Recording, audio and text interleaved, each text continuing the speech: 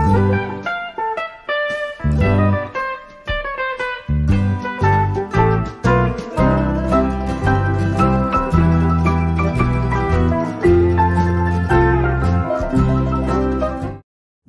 सभी को, मैं मत्तू केवट। मैं आज आपको इस वीडियो के माध्यम से परिसर अध्ययन भाग 1 के अंतर्गत देखिए सामूहिक जीवन के लिए व्यवस्थापन। तो व्यवस्थापन हमें क्यों करना होता है? व्यवस्थापन करना बहुत आवश्यक है सामूहिक जीवन को व्यवस्थित ढंग से चलाने के लिए। तो व्यवस्थापन क्यों किया जाता है, इसके कुछ मुद्दे हैं। इसका वाचन, इसका लेखन यहाँ किया गया है। इस वीडियो के माध्यम से मैं आपको वाचन करके वो सुनाने वाला हूँ। तो आइए हम देखते हैं कि सामूहिक जीवन के लिए व्यवस्थापन क्यों आवश्यक है। तो व्यवस्थापन क्यों आवश्यक है? देखिए, कोई भी काम करने के लिए व्यवस्थापन की आवश्यकता होती है। कोई भी काम करने के लिए व्यवस्थापन की आवश्यकता होती है। दूसरा है मुद्दा, देखिए, व्यवस्थापन का अर्थ है कोई काम कैसे और कब करना है, इसका प्रारूप तैयार करना।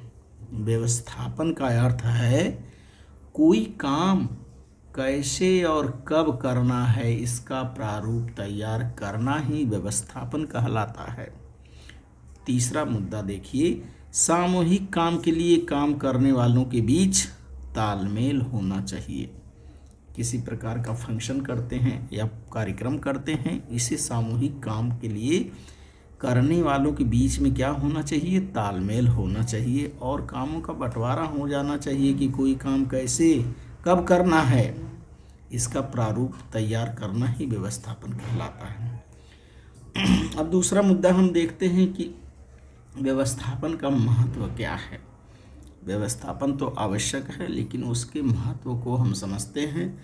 इसमें पहला मुद्दा हम देखते हैं, उदाहरण दिया गया है कि व्यवस्थापन जैसे पहला देखिए, उदाहरण में अतिथियों को घर पर भोजन के लिए बुलाने से लेकर बड़े समारोह के आयोजन तक सभी कामों के लिए व्यवस्थापन आवश्यक होता है। मेहमान को यदि घर पे बुला रहे हैं या कोई बड़ा समारोह कर रहे हैं, उसका आयोजन कर रहे हैं, तो सभी कामों के लिए व्यवस्थापन आवश्यक होता है। दूसरा मुद्दा है, देखिए, व्यवस्थापन अच्छा होने पर कार्यक्रम अच्छी तरह से संपन्न होता है। तीसरा मुद्दा है, व्यवस्थापन अच्छा ना होने पर कार्यक्रम में अव्यवस्था पैदा होती है। व्यवस्थापन यदि हमारा अच्छा नहीं है, सही नहीं है, तो हमारे कार्यक्रम में क्या होगी? अव्यवस्था पैदा हो जाएगी।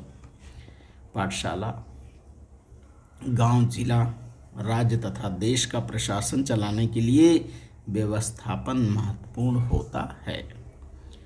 पाठशाला हो गई, गांव हो गया, जिला हो गया, राज्य तथा देश का प्रशासन चलाने के लिए व्यवस्थापन महत्वपूर्ण होता है। तो इसलिए व्यवस्थापन के ये सब महत्व हैं।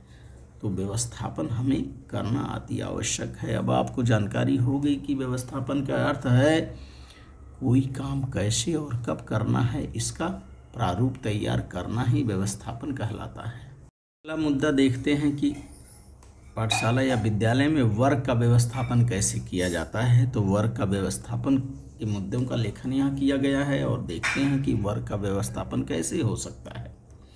वर्ग का व्यवस्थापन, वर्ग का व्यवस्थापन वर्ग प्रतिनिधि द्वारा होता है। दूसरा, इस व्यवस्थापन में वर्ग की स्वच्छता, चाक तथा डस्टर की उपलब्धता, श्यामपट्ट की स्वच्छता तथा सुविचार लेखन, वर्ग का अनुशासन आदि कामों का समावेश होता है। वर्ग का व्यवस्थापन में स्वच्छता, वर्ग की स्वच्छता होती है, चाक तथा डस्टर की उपलब्धता, श्यामपट्ट की स्वच्छता तथा सुविचार का लेखन, वर्ग का अनुशासन आदि कामों का समावेश होता है। अब अगला मुद्दा है, देखते हैं हम कि पाठशाला का व्यवस्थापन समिति का क्या कार्य होते हैं। कि पाठशाला में क्या होती है? व्यवस्थापन समिति होती है। तो व्यवस्थापन समिति के कार्य देखिए कि किस तरह से व्यवस्थापन समिति का गठन किया जाता है और उसके कौन कौन से कार्य होते हैं। पहला मुद्दा है, देखिए, पाठशाला का काम सुचारू रूप से चलने में मदद। व्यवस्थापन समिति पाठशाला का काम सुचारू रूप से चलने में मदद करने के उद्देश्य से पाठशाला व्यवस्थापन समिति का गठन किया जाता है कि विद्यालय का काम सुचारू रूप से चलता रहे, इसलिए पाठशाला व्यवस्थापन समिति का गठन किया जाता है। इस समिति में अभिभावकों, शिक्षकों, विद्यार्थी प्रतिनिधियों तथा स्थानीय स्तर के कुछ अन्य अनुभवी लोगों का समावेश होता है। इस समिति में अभिभावकों, शिक्षकों, विद्यार्थी प्रतिनिधियों तथा स्थानीय स्तर के कुछ अन्य अनुभवी लोगों का समावेश होता है। तीसरा मुद्दा है, देखिए, अभिभावक, शिक्षक तथा विद्यार्थी की परेशानियां समझकर उसे दूर करने में मदद करना इस समिति का उद्देश्य होता है। पालकों की समस्या, शिक्षक की समस्या तथा विद्यार्थियों की परेशानियों को समझकर उसे दूर करने में मदद करना इस समिति का कार्य होता है। और चौथा अंतिम उद्देश्य देखिए क्या है इसका, यह समिति विद्यार्थियों के व्यक्तित्व के विकास के लिए प्रयत्न करती है।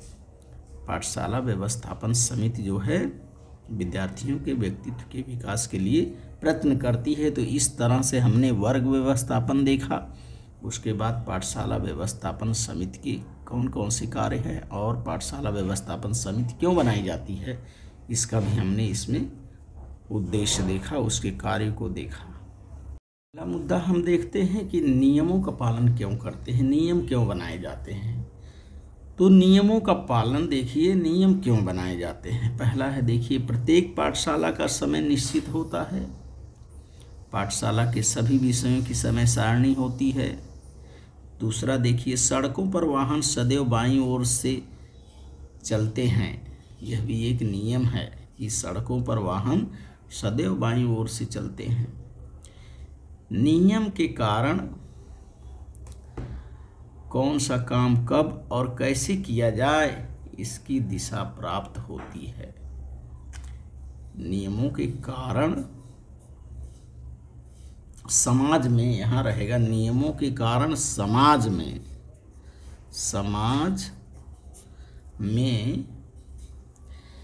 नियमों के कारण समाज में कौन सा काम कब और कैसे किया जाए इसकी दिशा प्राप्त होती है।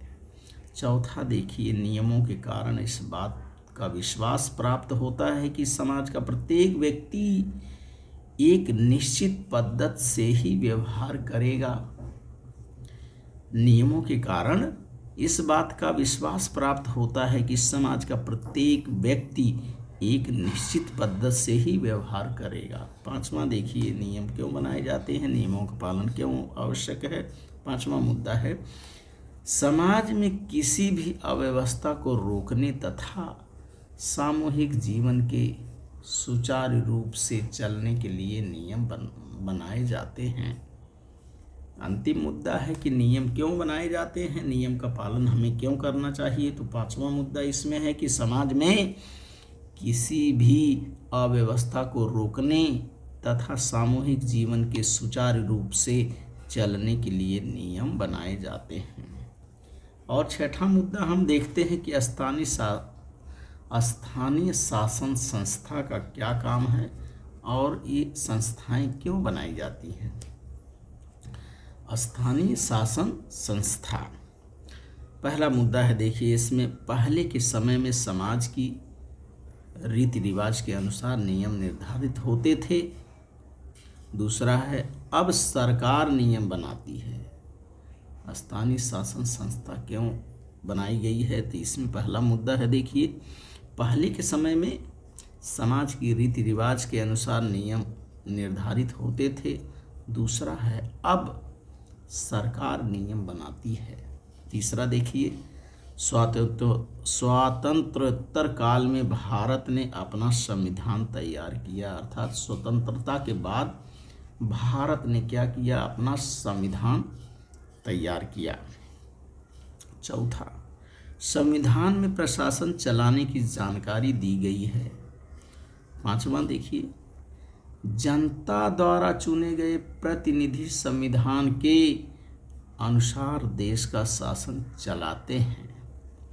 जनता द्वारा चुने गए प्रतिनिधि संविधान के अनुसार देश का प्रशासन चलाते हैं। और छठा मुद्दा है, देखिए, स्थानीय शासन संस्था स्थानीय स्तर पर शासन चलाती है। तो इसलिए स्थानीय शासन संस्था जो है इनकी कार्य हैं, और ये स्थानीय शासन संस्था इसीलिए बनाई जाती है। हम देखते हैं कि स्थानीय शासन संस्थाओं के कार्य कौन कौन से हैं। तो देखिए, स्थानीय शासन संस्थाओं के कार्य, पहला कार्य है, देखिए, हमें पीने, स्वच्छता तथा खेती के लिए पानी की आवश्यकता होती है। हमें पीने के लिए, स्वच्छता तथा खेती के लिए पानी की आवश्यकता होती है। दूसरा, परिसर स्वच्छ रखने की आवश्यकता होती है। तीसरा, सड़कें, प्रकाश व्यवस्था, पाठशाला, अस्पताल, बगीचे आदि हमारी आवश्यकताएं हैं। दैनिक जीवन के लिए आवश्यक इन आवश्यकताओं की पूर्ति करने का उत्तरदायित्व स्थानीय शासन संस्थाओं का होता है। पांचवा, इन आवश्यकताओं की पूर्ति के लिए लोग अपने प्रतिनिधि चुनकर इन संस्थाओं में भेजते हैं। तो स्थानीय शासन संस्थाओं के ये सब कार्य हैं। इस तरह से स्थानीय शासन संस्थाओं के कार्य को करने के लिए, इन आवश्यकताओं की पूर्ति के लिए लोग अपने प्रतिनिधि चुनकर इन संस्थाओं में भेजते हैं। तो इस तरह से इस वीडियो के माध्यम से आप इसका वाचन करिए, लेखन करिए, श्रवण करिए, नियमों का पालन करिए। धन्यवाद सभी को।